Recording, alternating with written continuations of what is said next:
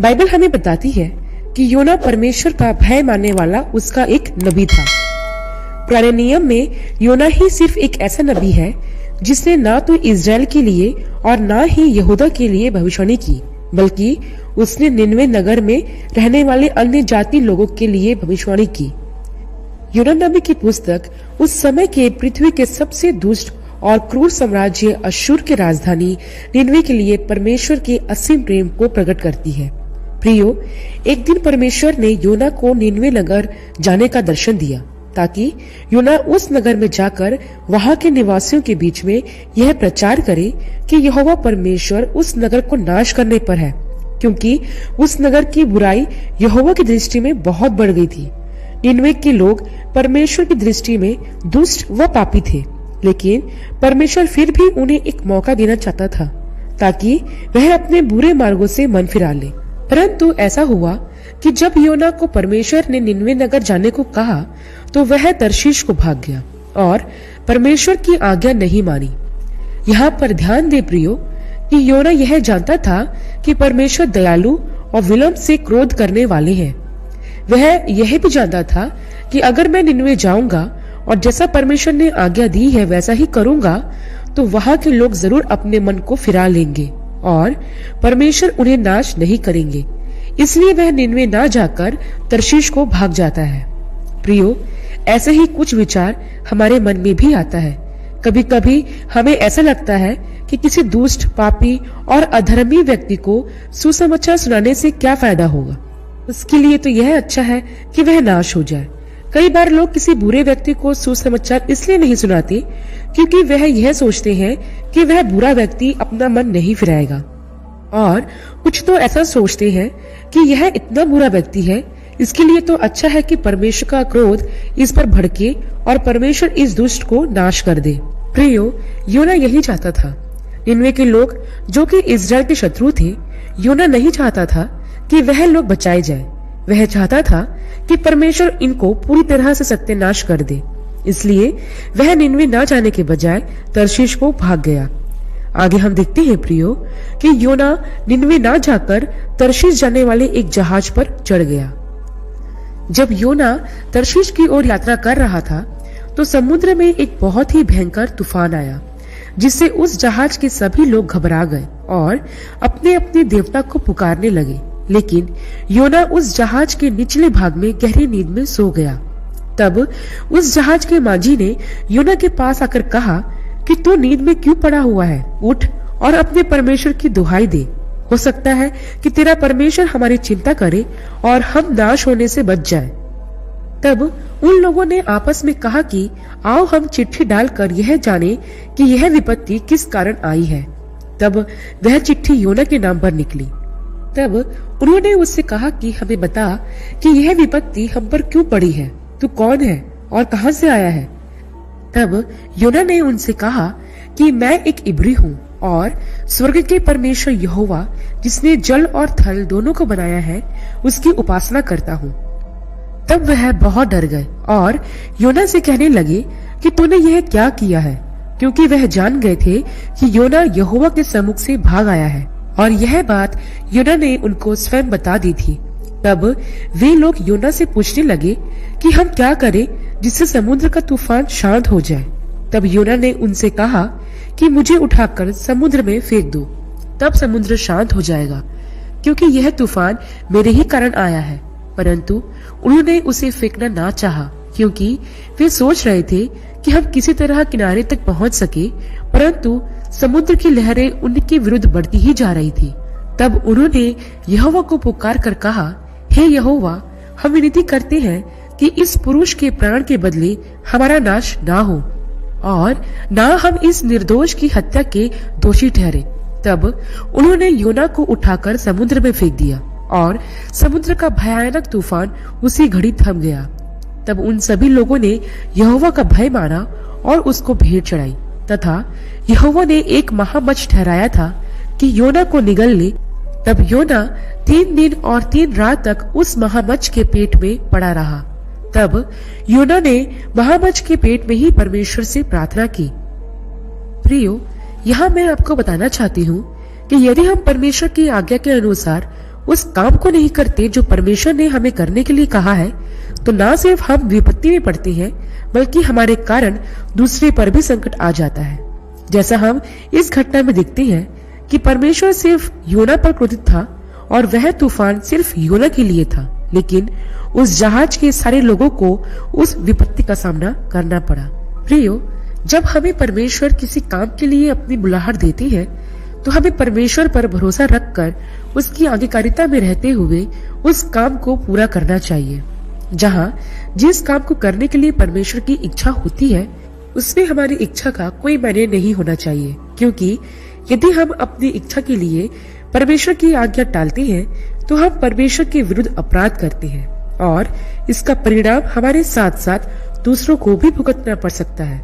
आगे हम देखते हैं प्रियो कि जब योना उस महामच्छ के पेट में था, तब 3 दिन और 3 रात के पश्चात उसने प्रार्थना की और प्रभु की स्तुति की। तब परमेश्वर ने उस महामच्छ को आज्ञा दी और उसने योना को भूमि पर उगल दिया। यहाँ पर मैं आपको एक बात बताना चाहती हूँ प्रियो, कि योना 3 दिन और 3 रात के बाद प्रार्थना और परमेश्वर की स्तुति करता है। प्रियो, वो 3 दिन और 3 रात उस महामच्छ के पेट से निकलने के लिए खुद प्रयास कर रहा था, और जब उसके खुद के प्रयासों से वह वहां से नहीं निकल सका, तब वह उसने परमेश्वर को पुकारा। हम भी ऐसा ही करते हैं प्रियो। जब हम किसी विपत्ति में पड़ते हैं, तो सबसे पहले हम खुद के प्रयासों से उस विपत्ति से बाहर आने की कोशिश करते हैं, परंतु जब हमारी कोशिशें, हमारे प्रयास काम नहीं आते हैं, हमसे कुछ नहीं बन पड़ता है, तब अंत में हम परमेश्वर को पुकारते हैं, और अक्सर लोग ऐसा ही करते हैं। परंतु मैं आपको बताना चाहती हूँ कि ऐसा करना बिल्कुल गलत है। जब भी हम किसी संकट में पड़े, तो हमें सबसे पहले परमेश्वर को पुकारना है, क्योंकि लिखा है कि संकट के दिन मुझे पुकार, मैं तेरी सुनूंगा। यह परमेश्वर की प्रतिज्ञा है और उसका वादा है कि जब हम संकट में उसे पुकारेंगे, तो वह हमारी सुनकर हमें उसमें से निकालेगा। आगे हम देखते हैं प्रियो कि जब योना महामच्छ के पेट से बाहर आया, तो यहोवा का वचन दूसरी बार योना के पास पहुंचा, और परमेश्वर ने योना से कहा कि उठ और उस बड़े नगर निनवे को जा, और जो बातें मैं तुझसे कहूँ उसका उससे प्रचार कर। तब योना 3 दिन की यात्रा कर निनवे नगर पहुंचा और यह प्रचार करने लगा कि अब से 40 दिन के बीतने पर परमेश्वर इस नगर को उलट देगा। तब निनवे के लोगों ने परमेश्वर के वचन पर विश्वास किया, और छोटे से लेकर बड़े तक सभी ने उपवास किया और टाट ओढ़ा। जब यह समाचार निनवे के राजा के पास पहुंचा, तो उसने भी अपना राज्य के वस्त्र उतार कर टाट ओढ़ लिया और राख पर बैठ गया, तथा राजा ने इस बात का ढिंढोरा पिटवाया कि क्या मनुष्य, क्या गाय बैल, क्या भेड़ बकरी, कोई भी कुछ ना खाए, और मनुष्य और पशु दोनों टाट ओढ़े और परमेश्वर की दुहाई दे और अपने कुमार्गों से फिरकर पश्चाताप करे। संभव है कि परमेश्वर दया करेगा और अपना भड़का हुआ क्रोध शांत करके अपनी इच्छा बदल देगा। जब परमेश्वर ने उनके कामों को देखा कि वे कुमार्ग से फिर गए हैं, तो परमेश्वर ने अपनी इच्छा बदल दी और उस नगर का नाश नहीं किया। जब योना ने यह सब देखा, तो वह क्रोधित हो उठा और यहोवा से यह कहकर प्रार्थना करने लगा कि जब मैं अपने देश में था, तब क्या मैं यही बात नहीं कहता था?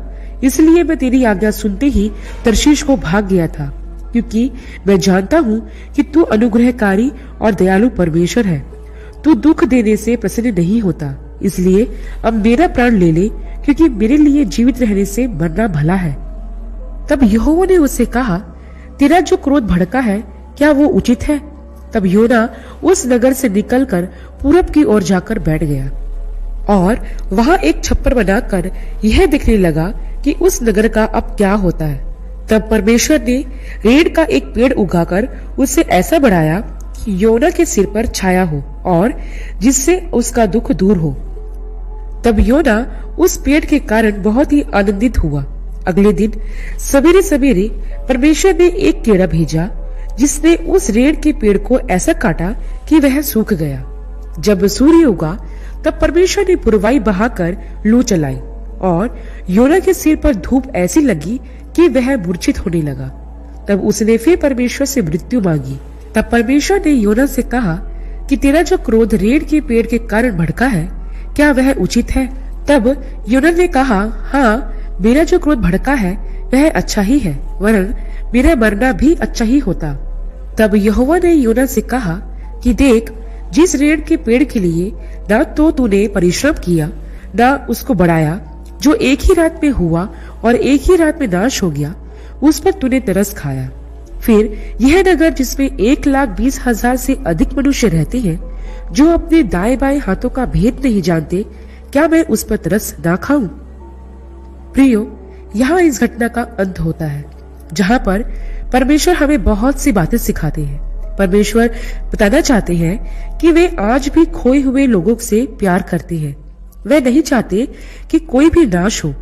निनवे के लोग दुष्ट और पापी थे, लेकिन जब उन्होंने टाट ओढ़कर परमेश्वर को पुकारा और पश्चाताप किया, तो परमेश्वर ने अपनी इच्छा बदल दी और उस नगर का नाश नहीं किया।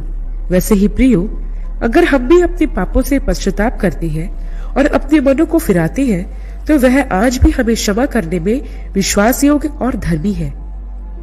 इसके साथ ही प्रियो, इन अंतिम दिनों में प्रभु चाहते हैं कि हमारे हृदय में खोए हुए लोगों के लिए एक बोझ हो, ताकि हम उन्हें सच्चे परमेश्वर के पास लेकर आ सके और उस न्याय से और दंड से बचा सके जो आने वाला है। इस संसार में हमें परमेश्वर ने एक विश्वासी के रूप में नहीं, बल्कि एक चेले के रूप में बुलाया है, ताकि हम प्रभु यीशु मसीह की उस आज्ञा को पूरा कर सके जो उसने स्वर्गारोहण के समय हमें दी थी कि जाओ और जाति जाति के लोगों को चेला बनाओ और उन्हें पिता, पुत्र और पवित्र आत्मा के नाम से बपतिस्मा दो, और जो बातें मैंने तुम्हें आज्ञा दी है उन्हें मानना सिखाओ। यह परमेश्वर प्रभु यीशु मसीह की मुख्य आज्ञा है, जिसे हमें पूरा करना है। जैसे जब परमेश्वर की आज्ञा में योना निनवे गया, तब वहां के लोगों ने मन फिराया, वैसे ही जब हम उसकी आज्ञा में होकर लोगों को सुसमाचार सुनाते हैं, उस सच्चे परमेश्वर प्रभु यीशु मसीह जो आने वाले हैं के बारे में बताते हैं, वे लोग जिन्हें प्रभु चाहता है वे बचाए जाते हैं, ताकि वे नाश ना हो। अंत में प्रियो, मैं आपको इतना ही कहना चाहती हूँ कि हम परमेश्वर के साथ संगति रखें, ताकि हम उसकी हृदय की संवेदना को जान सके, क्योंकि जितना हम प्रभु के साथ रहेंगे उतना ही उसको जान पाएंगे। आशा करती हूँ प्रियो, योना नबी का यह अध्ययन आपके लिए आशीष का कारण हुआ होगा।